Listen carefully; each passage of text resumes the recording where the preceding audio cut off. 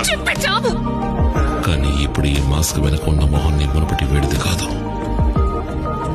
Mask తీసేద్దాం. బాగా ఆలోచించుకున్నావా? బాగా ఆలోచించాను.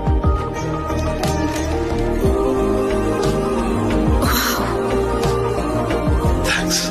హే, ఖచ్చితంగా నీ మొహం అలవాటు పడటానికి నాకు కొంచెం టైం పడుతుంది. కానీ నేను సంతోషంగా ఉండగలను.